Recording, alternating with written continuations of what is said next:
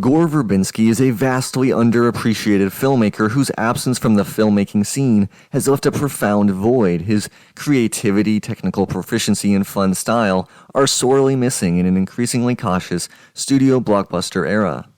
I grew up loving his films. The Ring, Pirates of the Caribbean, and Rango are movies that fostered my imagination. The Ring, in particular, was a defining movie for me. It made me the horror obsessive I am today and has haunted my nightmares for years. Verbinski's films are beautiful, utilizing breathtaking cinematography and immaculate production design. He makes the most of his budget for both blockbusters and mid-budget projects. His collaboration with cinematographer Bojan Bazeli on The Ring was marvelous. They crafted something mesmerizing and scary. He wouldn't step back into horror filmmaking for a while, instead opting for the land of large-budget action-adventure blockbusters. Eventually, the opportunity presented itself for a return with an adaptation of the legendary sci-fi horror video game Bioshock. Verbinski envisioned a $200 million budget R-rated film, which put him at odds with Universal. The studio wanted a PG-13 film on something closer to an $80 million budget. When neither budged, the film was canceled.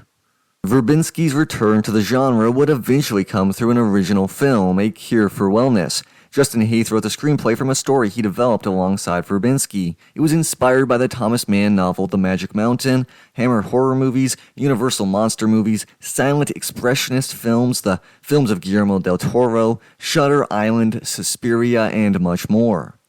Verbinski threw everything at the wall in this film, taking all his ideas for a horror film and fusing them into a $40 million movie that harbored serious ambition. He reunited with cinematographer Bojan Bazeli to create appropriately beautiful and haunting imagery.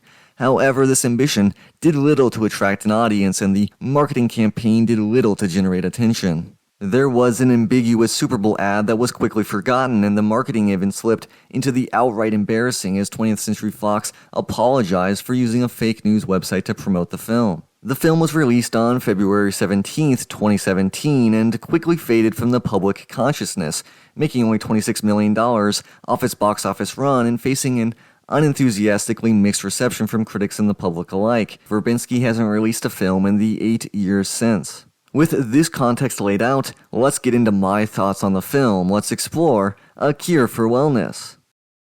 The film is a beautifully haunting slow burn. Verbinski and Bazeli's images are immaculate, showcasing brutal cityscapes and vast mountains in breathtaking photography that feels like it was shot with IMAX cameras. The grand scope of the photography is unique for a horror movie and matches the film's ambitious narrative. There are cramped, constrained, and claustrophobic moments of intense body horror, such as the dentist scene. These moments are interspersed alongside beautiful spectacles that illustrate the film's themes and grandiose nature. Doses of surrealism pop up at key moments as well, all working in tandem to craft such a weird vibe. It has so many different approaches to horror, bombarding you with so many elaborately shot locations. Each frame is maximized in its visual splendor with extraordinarily detailed and exquisite production design. Verbinski and Bazeli have evolved their style, with the toe dips into surrealism from The Ring giving way to dives into a pool of dream logic, allowing us to linger in those moments for much longer. It drops the anxiety-inducing 7-day deadline of The Ring in favor of a glacially paced narrative, allowing moments to breathe and to slowly build the mystery. This pace allows for constantly shifting approaches to horror filmmaking, compressing decades of genre history into its 2.5-hour runtime. We get silent-era expressionistic representation alongside pure moments of unrelenting body horror. It all leads to a bombastic finale straight out of a gothic horror film. The narrative reaches this crescendo of insane spectacle in the third act, unveiling the final evolution of the film's chameleon act. So much is thrown at us throughout the runtime. There is blood and nudity. We experience small, bite-sized moments of torture porn that merge with Hammer and Universal Gothic horror spectacle. This is all under the spell of recurring surrealistic vignettes, making everything feel like some magnificently deranged nightmare. The sound design enhances the atmosphere through a mixture of strange, abstract noises matched with a beautifully classic film score.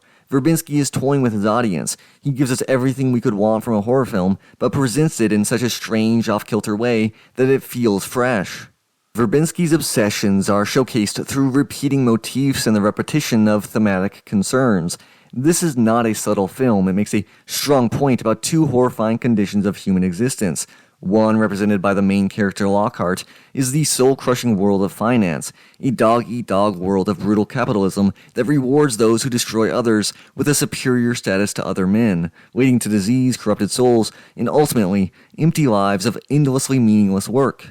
The other condition represented by the Baron is old-school parasitism, the elite feeding on the poor. There is an obsession with purity, bloodlines, control, and immortality. This is the world that we slowly unravel, tucked away in the Swiss Alps, detached from the world of unrestrained capitalistic greed and instead tied to a much older form of hierarchy and domination.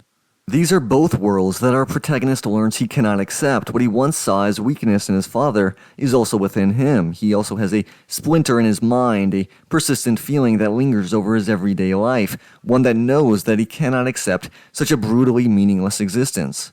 The film obsessively reiterates its thematic concerns. This provides a sense of depth to its strange and weird imagery and narrative, giving a reason, an excuse for the grandiose gothic layer in the film, a reason for the brutalistic depiction of New York City. We can now accept the moments of body horror as having textual rationalization. This is not horror for horror's sake. It's a layered examination of the disease of modern life. It explores this in an expressionistic and unhinged manner, working towards a collective sense of rebirth at the end, with the castle and sanatorium burning once again. Lockhart is reborn, Hannah can experience the world, and the monster dies. Verbinski executes the social commentary acceptably, though at times you could critique its repetitiveness.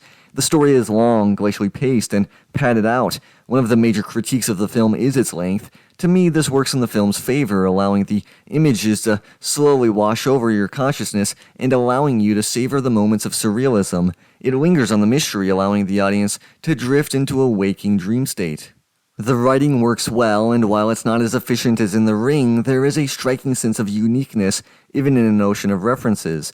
That is the key aspect of any good horror film that makes it feel fresh or unique. It is not that it is something we've never seen before or something completely original, but instead it subtly tweaks the formula. This evolution has to be enjoyable and cathartic to the audience. We love to experience these tropes endlessly, but we want to see them play out differently. A Cure for Wellness does this expertly. It accomplishes this in several ways. The film's beautiful cinematography and production design make the most of its budget, which establishes a beautifully haunting atmosphere that permeates the film across the entire runtime. We also get consistently applied twists and turns that regularly bring us onto new subgenre terrain that keeps us on our toes. Ultimately, this refreshing of genre tropes creates a consistently weird style that carries us to a triumphantly operatic finale. The film has a cast that all buy into the film's strange nature. Dane DeHaan adequately performs the perfunctory role of the straight man who finds himself in an increasingly unhinged world.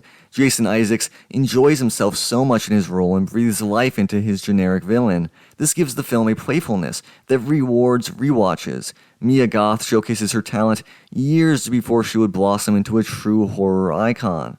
The location is a character in itself, and the sets are painstakingly designed and envelop everything with its overwhelming expressionistically gothic atmosphere. The film dabbles in the abstract playground of liminal spaces in key moments throughout the narrative. This is a gradual descent into limbo, best represented by the scene where Lockhart searches for Pembroke in the sauna.